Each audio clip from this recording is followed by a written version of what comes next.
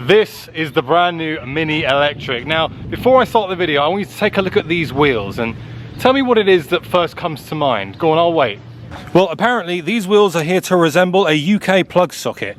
Pretty cool, right? In this video, I'm going to take this Mini Electric out for a drive, and I'm going to show you everything that you need to know about this car and what it is Mini have brought to the table in the form of an electric vehicle. I'm very excited about this. I think this is a real possibility to really shift the electric car market. So let's start by a quick walk around, and then I'm going to take it for a spin. This is not the first electric Mini that has ever come to the table. No, in fact, the first Mini we saw that was electric was in 2008 in the form of the Mini E.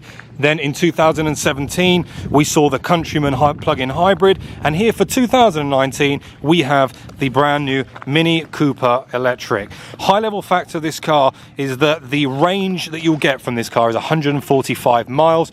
It basically means that this car will only cost around 4p to drive this car per mile, which is pretty good. From a charging perspective, you can do a home charge, which is 0 to 80% of the whole battery, and it will be charged in 12 hours. And that's just using a basic 3-pin plug socket. If you have a wall box, it will take 3 hours and 12 minutes to do so. So there's definitely benefit of buying a wall box, and you can get one of those for around £499. The other cool thing that Mini have done with this car is they've actually integrated over 8,000 charging locations directly into the sat-nav. You get an 8-year warranty on the battery or 100,000 miles, whichever one comes first. It's also a pretty nippy car, which we're about to experience now, and we take it out for a drive around these lovely roads here in the Cotswolds. Now, in order to make things really easy for anybody to understand, they've literally just gone and created 3 levels of car.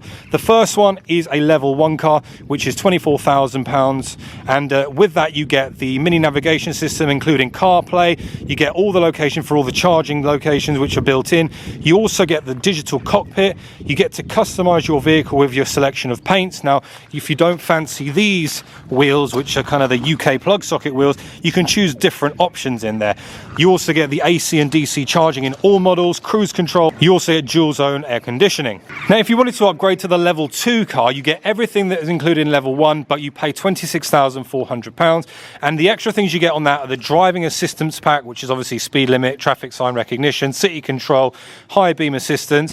You get a rear view parking assist camera. You get keyless entry, effectively your comfort access, heated seats, rear parking distance control, additional paint and wheel options, and a part leather interior. Now, this specific car that we're in is a level 2 car. The final level is level 3 with a cost of £30,400, and you get everything that's specified in package 1, package 2, but what you also get is navigation plus, which includes a larger touchscreen. You get front and rear distance parking control, a panoramic sunroof, you get the head-up display, Harman Kardon speakers, and a full leather interior, as well as all of the additional paint and wheel options that are available. I think it's time we jump into this car and go and see just how good or not that the new Mini Electric is.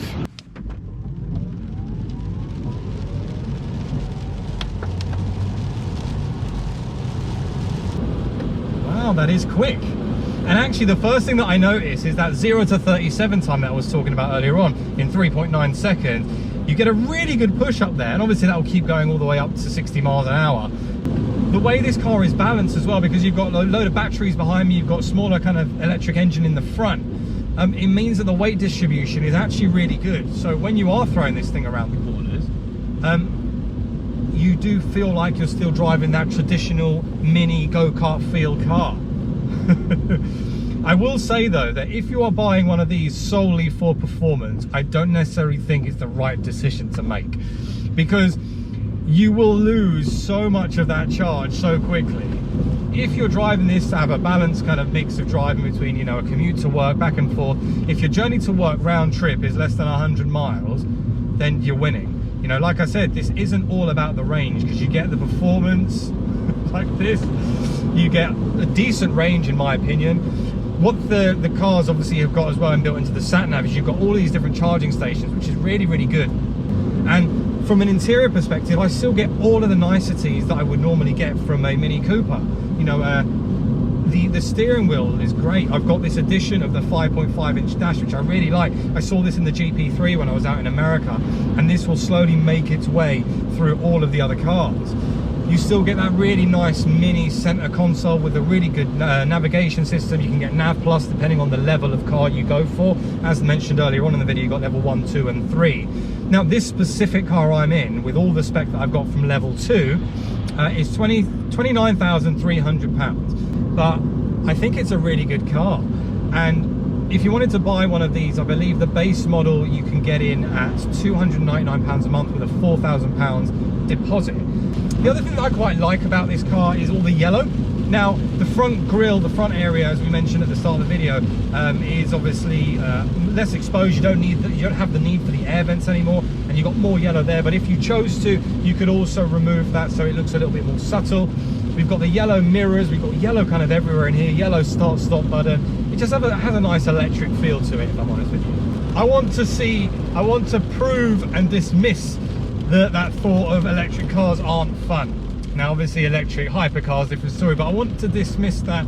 If you buy an electric car, you only buy it because you want to save the planet and keep Greta happy. No, I want to enjoy this, and let's see, because there's some really nice twisties over there. So we're all on national speed as well, which is amazing. So let's find out. I love this. The traction control's fighting. Really kind of sporty feel. I am destroying the range on this car. Bear in mind, I've been driving for a total of 31.5 miles since I left the factory. I've left it in sport most of the time, bar the bit earlier on to allow me to experience what green and Greta mode is like. But I'm down to 45 miles worth of charge. So I guess, like with any petrol car, you know, you put your foot down and you enjoy yourself. Well, you know, you're gonna have to go back to the petrol station. But yeah, these roads are very cool around here, guys, and whilst we're embracing the national speed limit, there's a couple of turns here.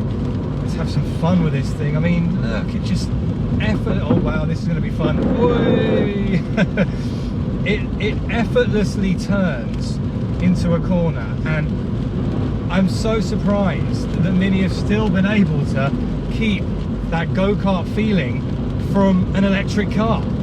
It's brilliant. Like, they've done a really good job with this. And I'm not doing this, I'm not saying what I'm saying because I've got, you know, Mini inviting me down to a press launch and I'm blowing smoke up their backside. No, I genuinely am enjoying driving this car. I think it's great. Look at this. We're about to make a bit of a splash here. Here we go. And there it is. Little tight swing. Look at this. You can throw this. It has every single characteristic that the petrol Mini Cooper S has. I wouldn't say as much as the JCW. It doesn't feel as aggressive from a punching of power delivery, but also from the way it kind of meanders from left to right. But for something like a Cooper S, it holds its own very well. And in fact, like I said earlier on, you know, you don't necessarily feel like you're driving an electric car. It's a really surreal feeling to explain, guys. When you initially get in it and drive, yes, instantly you're like, oh, it's electric, can't hear it, needs noise and all that stuff. But when you start to actually get behind the skin of it and start to open it up and start to enjoy this car for what it is, actually, you stop thinking about that lack of sound. You just start thinking, oh wow, the OPFs have got really bad on these cars now, I can't hear a thing. But you don't notice it. It's cool.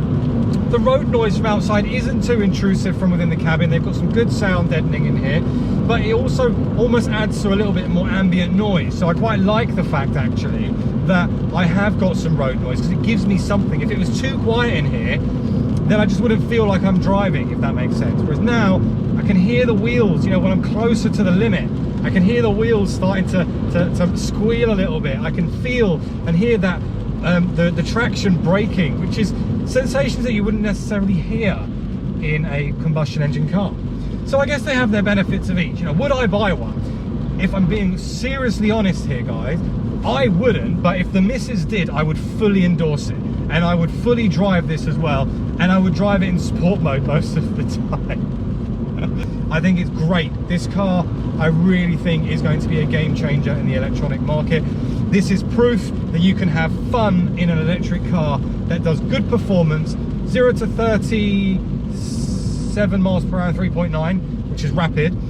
0 to 60 and 7.062 and 7.3, which is quicker than the competition, quicker than the rest. But also, if you wanted to please Greta Thunberg and wanted to please the environment and do the right thing for the environment, you absolutely can. Put it into Green Plus, and you can get a full 140 mile worth of range, which I think for an electric car nowadays is more than respectable. If you're doing much further than that from a commute, it might not work for you, but for the average person, this will work for you. And if you're doing a long distance in this car, then all you really need to do is plan ahead. There you go, that's my thoughts, guys. I love this car. I think it's a great bit of kit. Looks great. I hope you've enjoyed the video. If you did, please leave a like. Massive thanks to Mini for the invite down today, and I'll see you all very soon on the next one. Thanks for watching, guys. Bye bye.